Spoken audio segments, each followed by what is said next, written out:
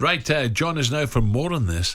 England cricket ledge, who's part of our commentary team for the third test, David Bumble Lloyd. David, morning. Good morning, David. Yeah, good morning, lads. I mean, that is living. That is proper rock and roll. A game of cards on an aeroplane. That sounds absolutely brilliant. Well, you're dead right. I was thinking that. But it was a private jet, of course. If you say the truth, David, Private you get jet. cancelled. You know, you got to be careful what you say. Never on mind radio. this, Accrington and Stanley players, what they were getting, David. This guy was on 75 grand a week in those days, but unfortunately he had to pay tax on it, he told me. You can get a full team for that. 1-1, no Kohli, so that's a help, but it's still going to be tough, isn't it? He didn't play in the last game, and it didn't inconvenience India. And it seems that he's got a real personal problem, and you never really find out what these are. And the talk is that he's going to miss this, miss the next one, and every chance that he'll miss the fifth. So we all wish him well. You want to play against the best players, but it didn't inconvenience India. They've got some wonderful players. And when you look at that Jaiswal at the top of the innings, scored 209 on his own, and the next best score was 34, and we couldn't match that. Yeah. So, do you see many changes for England the third test, David? Look, we don't know the injury problems at the moment, but will he stick with will he revert back to the line out in the first test, or will he mix and match again? It all depends on the surface, and it promises to be another spinning pitch. So I'd expect Anderson to play again. Anderson won't play the next four, but I think he'll play this one. Might miss out the next one, the fourth. And Dharmasala is the fifth one, and they're expecting that to be a little bit friendly towards the seamers. So Anderson might play again. But depending on the pitch, I don't think there'll be any changes. From what I'm hearing, they're all fit. David, where is Jimmy now in the list of the best bowlers ever, wickets taken? Is he third or second? I think he's chasing Shane Warne, isn't he? Well, he's the highest seam bowler. And so he'll keep going, longevity and the way that he looks after himself. And the other thing, and Gabby will be interested in this, that Jimmy Anderson looks after himself. He does all the right things, but he enjoys himself as well.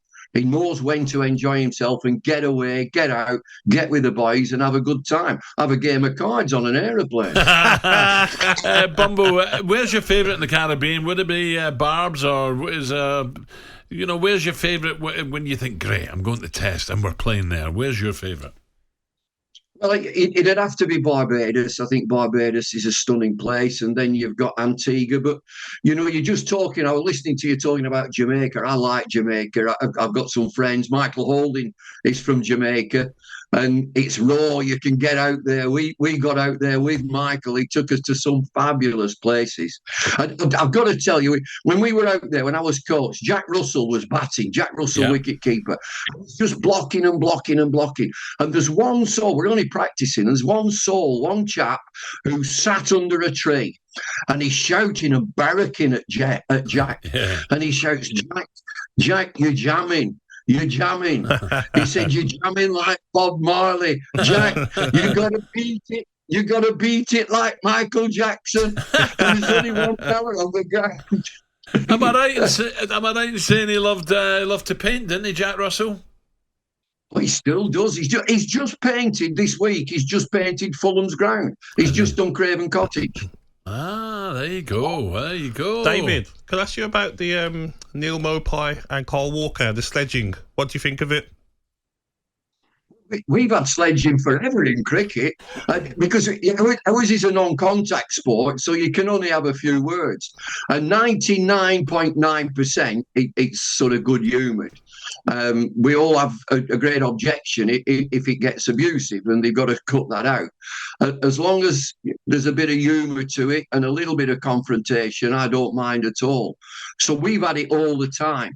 And it just seems that it's coming into football a little bit. But, of course, in football, you can tackle, you can get in there. You can give them a bit of a kick.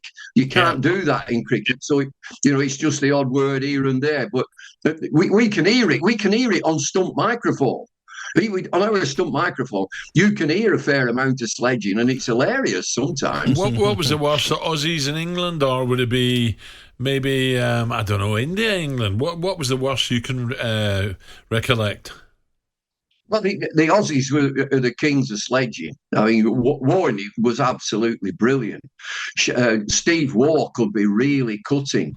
The best one I heard, if you want a good sledge, on stump microphone, a lad called Niall O'Brien he played for Ireland, and his brother Kevin O'Brien, but they were playing county cricket. One was playing for one county, the other was playing, I think Niall O'Brien playing for Kent. His brother Kevin comes in to bat, and he's up to the stumps. Niall O'Brien's up to the stumps, and he's taking his guard, leg and middle, thanks umpire. And Niall O'Brien said to his brother Kevin on stump microphone, he said, "My dad never liked you." Did he smile or did he have the hump? Well, he killed himself laughing. I mean, he's one of the great sledges, yeah. I can't tell you, there's an absolute belter from Ben Stokes, but I really can't tell you. Why not, I'll tell you off air. I'll tell you on a podcast sometime. Nice one, David. Thank you.